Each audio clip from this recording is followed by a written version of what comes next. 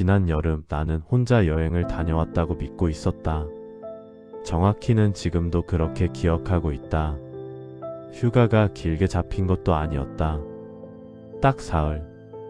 회사에서 정신없이 일하다가 모처럼 생긴 휴가라 어디라도 다녀오고 싶었다. 친구들에게 같이 가자고 몇 번이나 물어봤지만 다들 시간이 맞지 않았다. 결국 혼자 가기로 했다. 바다가 보고 싶었다. 사람이 너무 많은 유명한 해수욕장보다는 조용한 곳을 찾다가 강원도 쪽 작은 바닷가 마을에 있는 펜션 하나를 예약했다. 그게 지난해 여름이었다. 나는 그 여행을 특별하게 생각하지 않았다. 혼자 밥을 먹고 바닷가를 걷고 책을 읽고 저녁에는 맥주 한 캔을 마셨다. 그게 전부였다. 적어도 내 기억 속에서는 그랬다. 문제가 생긴 건 올해 여름이었다. 휴대폰 사진첩을 정리하다가 지난해 여행 사진을 발견하면서부터였다. 사진을 하나씩 넘기던 나는 어느 순간 손가락을 멈췄다. 바닷가에서 찍은 사진이었다. 모래사장, 푸른 바다, 그리고 멀리 서 있는 나. 그런데 이상했다. 내 옆에 여자가 한 명 서 있었다. 처음에는 그냥 지나가던 사람인 줄 알았다. 사진 구석에 우연히 찍힌 사람. 그 정도라고 생각했다. 그런데 다음 사진을 넘기자 그 여자가 또 있었다. 이번에는 조금 가까웠다. 그리고 다음 사진에도 있었다. 나는 사진을 확대했다.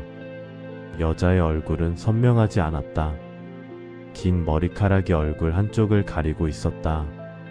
옷은 흰색이었다. 이상하게도 사진 속 여자는 카메라를 보고 있지 않았다. 계속 나만 보고 있었다. 나는 피식 웃었다. 작년 여름 사진을 보다가 괜히 소름이 돋는 내가 우스웠다. 사진을 더 넘겼다. 펜션 앞. 여자가 있었다. 편의점 앞. 또 있었다. 며칠 무렵 방파제. 그곳에도 여자가 서 있었다. 나는 그제야 이상하다는 생각이 들었다. 우연이라고 하기에는 너무 많았다. 그래도 그때까지만 해도 별일 아니라고 생각했다. 사진을 찍을 때마다 우연히 같은 사람이 주변에 있었을 수도 있으니까. 나는 그 사진을 친구 단체방에 올렸다. 작년 여름 사진 정리하다가 발견함. 잠시 뒤 친구 한 명이 답장을 보냈다.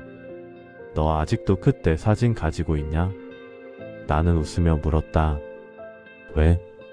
답이 바로 오지 않았다. 잠시 뒤 다른 친구가 말했다. 너 그때 여자친구랑 갔던 여행 아니었어? 나는 휴대폰을 내려다봤다. 그리고 웃었다. 무슨 여자친구? 친구는 장난하지 말라는 듯 답했다. 그때 내가 데려온 여자 있잖아. 나는 다시 물었다. 누구? 이번에는 아무도 답하지 않았다. 단체방이 갑자기 조용해졌다. 몇 분 뒤 한 친구가 말했다. 야, 왜? 너 진짜 기억 안 나? 그때부터 이상했다. 나는 친구들에게 하나씩 물어봤다. 누구냐고? 이름이 뭐였냐고? 어디서 만난 여자냐고? 그런데 친구들의 대답이 서로 달랐다. 한 친구는 서연이라고 했다. 다른 친구는 수진이라고 했다. 또 다른 친구는 이름이 기억나지 않는다고 했다. 하지만 이상하게도 모두 한 가지 사실만큼은 똑같이 기억하고 있었다. 작년 여름, 나는 혼자 여행을 간 게 아니었다. 여자친구와 함께 갔다. 나는 한참 동안 아무 말도 하지 못했다. 그러다 웃었다. 너희들 다 짜고 장난치는 거지? 친구들은 웃지 않았다. 그날 밤 나는 사진을 다시 확인했다. 이번에는 조금 무서웠다. 사진 속 여자를 계속 바라보고 있자 이상한 느낌이 들었다. 분명 처음 보는 얼굴인데 어딘가 익숙했다. 특히 눈. 사진 속 여자의 눈은 이상할 정도로 선명했다. 그리고 나는 갑자기 아주 짧은 장면 하나를 떠올렸다. 어두운 방. 창문 밖에서 들리는 파도 소리. 그리고 누군가가 내 이름을 부르는 목소리. 오빠. 나는 바로 고개를 들었다. 심장이 빠르게 뛰었다. 하지만 그 기억은 거기서 끝났다. 그날 밤 나는 쉽게 잠들지 못했다. 다음날 아침 친구에게 다시 연락했다. 작년 여행 때 찍은 사진이나 영상 있으면 보내줘. 친구가 몇 장의 사진과 동영상을 보내왔다. 첫 번째 사진. 펜션 앞. 친구 셋과 내가 있었다. 그리고 여자 한 명. 두 번째 사진. 식당. 나와 여자가 마주 앉아 있었다. 세 번째 사진. 바닷가. 여자가 내 팔을 잡고 웃고 있었다. 나는 그 사진을 한참 바라봤다. 그리고 친구에게 물었다. 이 여자 이름이 뭐야? 친구가 답했다. 서연. 나는 화면을 확대했다. 이상하게도 그 이름을 듣는 순간 가슴이 철렁 내려앉았다. 서연. 그 이름이 낯설지 않았다. 그런데 아무리 기억해내려고 해도 얼굴과 이름이 연결되지 않았다. 그날 오후 나는 작년 여행 기록을 찾아봤다. 기차표, 카드 결제 내역, 펜션 예약 문자 모두 남아있었다. 펜션 예약 문자를 확인하는 순간 나는 다시 멈췄다. 예약 인원은 2명이었다. 나는 분명 혼자 예약했다고 기억하고 있었다. 하지만 문자에는 이렇게 적혀 있었다. 성인 2명. 나는 예약 날짜를 확인했다. 지난해 8월. 맞았다. 내가 갔던 바로 그 여행이었다. 이상했다. 나는 펜션에 전화를 걸었다. 한참 망설이다가 조심스럽게 물었다. 혹시 작년 여름에 제가 묵었던 거 기억하시나요? 전화 너머로 잠시 침묵이 흘렀다. 그러더니 여자가 말했다. 아, 기억나요? 나는 순간 긴장했다. 제가 혼자 갔었죠. 이번에는 대답이 늦었다. 아니요. 네? 두 분이 오셨어요. 나는 아무 말도 하지 못했다. 여자분하고 같이 오셨잖아요. 나는 웃으려 했다. 제가 혼자 갔는데요. 전화 너머의 목소리가 조금 낮아졌다. 그러셨어요? 네. 그럼 제가 잘못 기억했나 보네요. 나는 전화를 끊으려다가 다시 물었다. 혹시 CCTV 같은 게 남아있나요? 펜션 주인은 잠시 망설였다. 그리고 말했다. 작년 영상은 오래돼서 대부분 지워졌는데. 그런데요? 그때 이상한 일이 있어서 일부는 따로 보관해뒀어요. 그 말에 나는 다시 침묵했다. 무슨 일이 있었는데요? 한동안 아무 대답도 없었다. 그러다 주인이 말했다. 직접 보시는 게 나을 것 같아요. 나는 결국 다음 주말에 그곳으로 가기로 했다. 1년 만이었다. 다시 찾은 바닷가는 기억보다 훨씬 조용했다. 펜션도 그대로였다. 주인은 나를 보자마자 알아봤다. 오랜만이네요. 나는 고개를 끄덕였다. 그런데 주인의 얼굴이 묘했다. 반가운 표정이 아니었다. 무언가를 확인하려는 표정이었다. 나는 방으로 들어가기 전에 물었다. 그때 같이 왔던 여자분 기억나세요? 주인은 나를 한참 바라봤다. 그리고 조심스럽게 말했다. 네. 이름이 뭐였죠? 주인은 대답하지 않았다. 대신 사무실로 들어가 컴퓨터를 켰다. 잠시 뒤 CCTV 영상을 틀었다. 화면에는 지난해 여름의 펜션 입구가 보였다. 오후 4시가 조금 넘은 시간. 내 차가 들어왔다. 나는 화면 속에서 차에서 내렸다. 가방을 꺼냈다. 그리고 펜션으로 걸어왔다. 여기까지는 이상할 게 없었다. 나 혼자였다. 주인이 말했다. 보이죠? 나는 고개를 끄덕였다. 그런데 주인이 영상을 조금 앞으로 돌렸다. 내가 방으로 들어간 뒤였다. 잠시 후 화면 한쪽에 이상한 움직임이 생겼다. 펜션 복도. 아무도 없었다. 그런데 방문이 천천히 열렸다. 나는 몸을 앞으로 기울였다. 저게. 주인은 아무 말도 하지 않았다. 문이 조금 더 열렸다. 그리고 바닥에 그림자가 생겼다. 사람 그림자였다. 하지만 복도에는 아무도 없었다. 그림자는 천천히 길어졌다. 마치 누군가 문 안쪽에서 걸어 나오는 것처럼. 나는 숨을 멈췄다. 그 순간 화면이 끊겼다. 주인이 영상을 멈췄다. 왜 끊으셨어요? 여기부터는 안 보시는 게 좋을 것 같아서요. 왜요? 주인은 대답하지 않았다. 나는 화면을 다시 재생해달라고 했다. 한참을 부탁하자 주인이 결국 영상을 다시 틀었다. 이번에는 조금 더 뒤였다. 복도 끝에 내가 서 있었다. 나는 방 안에서 나와 복도를 걸어가고 있었다. 그런데 이상했다. 내가 걷는 방향 바로 뒤에서 또 다른 그림자가 따라오고 있었다. 나는 화면을 뚫어져라 바라봤다. 그림자는 사람의 형태였다. 긴 머리, 가느다란 몸, 그리고 맨발. 그림자는 내 뒤를 따라오다가 계단 앞에서 멈췄다. 나는 계속 걸어갔다. 그런데 그림자는 움직이지 않았다. 잠시 후 화면 속에 내가 갑자기 멈췄다.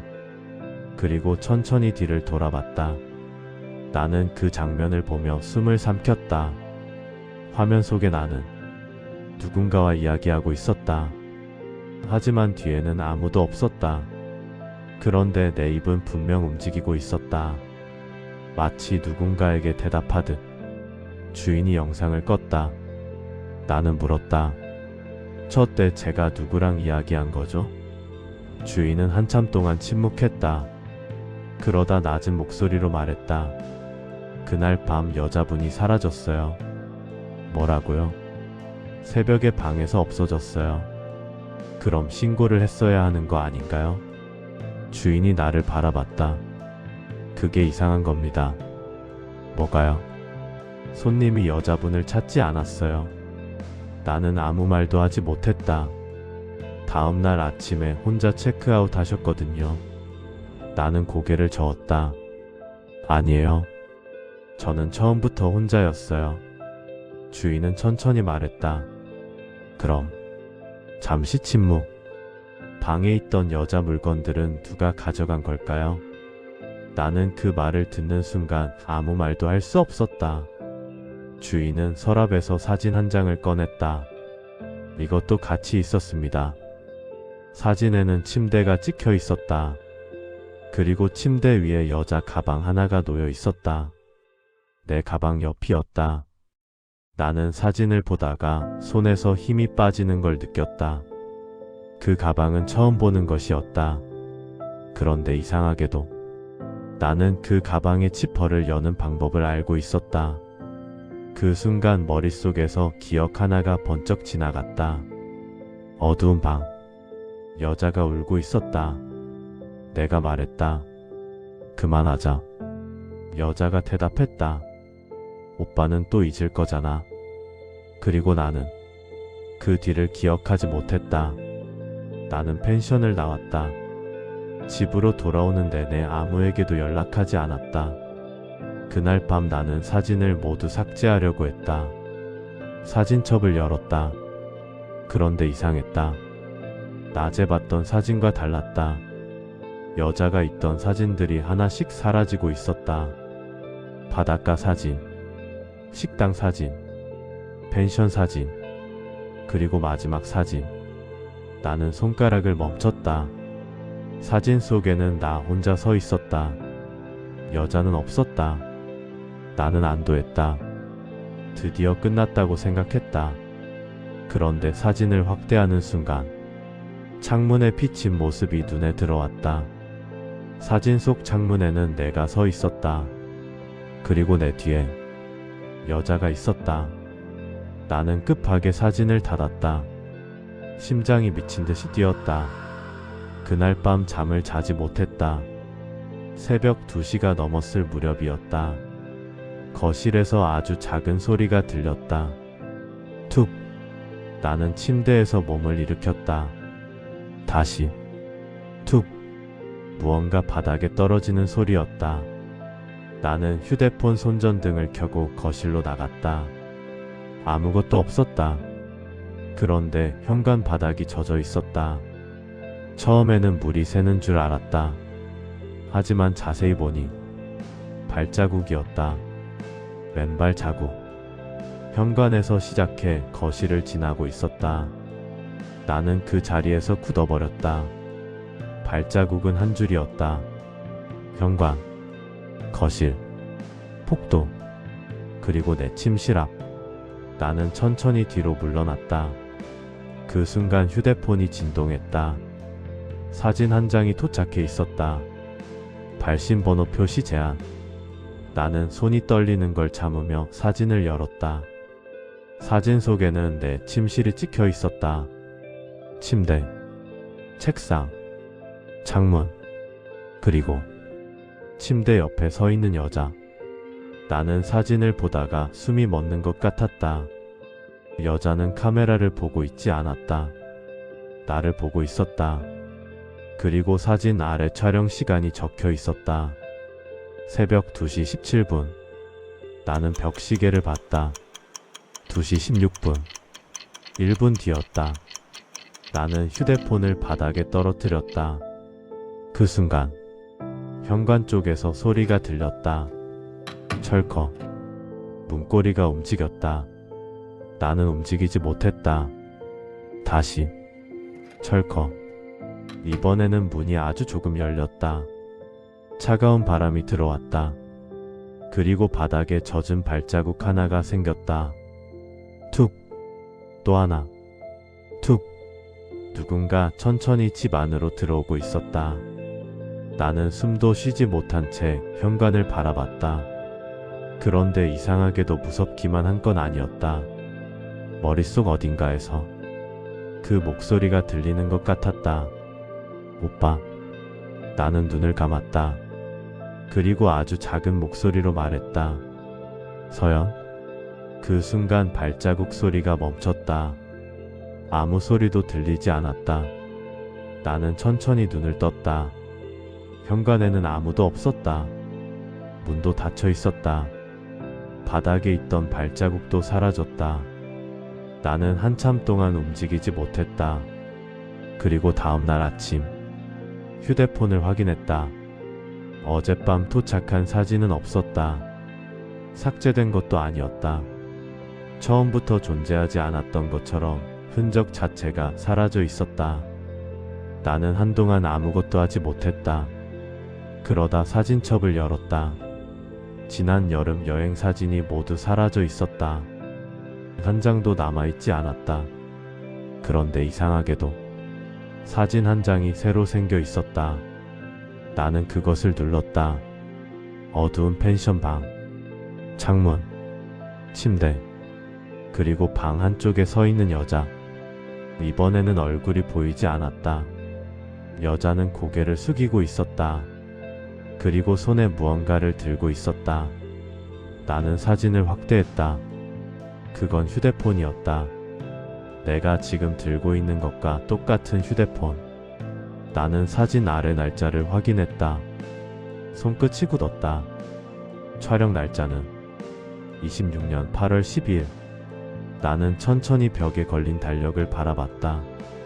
오늘은 8월 10일이었다. 아직 오지 않은 날짜였다. 나는 사진을 다시 확대했다. 여자의 얼굴은 여전히 보이지 않았다. 하지만 그녀가 들고 있는 휴대폰 화면에는 글자가 떠 있었다. 사진을 찍은 사람에게 보내는 메시지였다. 짧은 문장 하나. 나는 그 문장을 읽은 순간 아무 생각도 할 수 없었다. 이번에는 나를 혼자 두고 가지 마. 나는 그 사진을 삭제했다. 그리고 휴대폰을 껐다. 그날 이후 나는 다시는 그 펜션에 가지 않았다. 친구들에게도 그 이야기를 하지 않았다. 누군가에게 설명하려고 하면 할수록 내가 미쳐가는 것 같은 기분이 들었기 때문이다. 그 여자가 정말 존재했던 건지, 내가 무언가를 잊어버린 건지, 아니면 작년 여름 여행에서 정말 이상한 일이 있었던 건지 나는 아직도 알지 못한다. 다만 한 가지는 확실하다. 나는 지난 여름 혼자 여행을 갔다고 기억한다. 그런데 가끔 사진첩을 열어보면 분명 삭제했던 사진 하나가 다시 나타난다. 그리고 사진 속 나는 늘 같은 곳을 바라보고 있다. 내 옆. 아무도 없는 자리. 마치 누군가가 서 있는 것처럼. 그리고 사진을 오래 보고 있으면 아주 가끔 사진 속 내가 웃고 있는 것처럼 보인다. 그 옆에 서 있는 여자를 바라보면서 나는 아직도 그 사진을 누가 찍었는지 모른다. 그리고 더 이상한 건 그 사진을 볼 때마다 나도 모르게 그 여자에게 조금씩 미안한 마음이 든다는 것이다. 왜 그런 감정이 드는지, 무엇을 잊고 있는지 나는 아직 모른다. 다만 올해 여름 휴가를 앞두고 한 가지는 확실히 정했다. 이번에는 절대 혼자 여행하지 않을 생각이다. 그런데 어젯밤 휴대폰에 예약 완료 알림 하나가 도착했다. 내가 예약한 적 없는 펜션이었다. 지난해 묵었던 바로 그곳. 예약 인원은 2명. 체크인 날짜는 내가 휴가를 떠나는 날이었다. 그리고 예약자 이름 아래에는 내 이름과 함께 내가 한 번도 기억해내지 못했던 그 이름이 적혀 있었다. 서연. 나는 아직도 그 예약을 취소하지 못했다. 왜냐하면 예약 확인 화면 아래에 적힌 문장을 보는 순간 내 손이 움직이지 않았기 때문이다. 두 분의 재방문을 기다리고 있습니다. 나는 혼자 여행을 갔다고 기억한다. 하지만 어쩌면 처음부터 혼자였던 적이 없었는지도 모른다. 지금까지 나는 혼자 여행을 갔다고 기억한다를 들어주셔서 감사합니다. 여러분은 어떻게 생각하시나요? 그 여자는 정말 존재했던 걸까요? 아니면 주인공이 잊고 있던 기억 속에만 존재했던 걸까요? 오늘 이야기가 마음에 남으셨다면 다음 이야기에서도 다시 찾아뵙겠습니다. 단서의 방이었습니다. 단서의 방은 앞으로도 일주일에 2~3편씩 여러분께 새로운 미스터리와 서늘한 이야기를 들려드리겠습니다. 오늘도 끝까지 함께 해주셔서 감사합니다. 다음 이야기에서 다시 뵙겠습니다.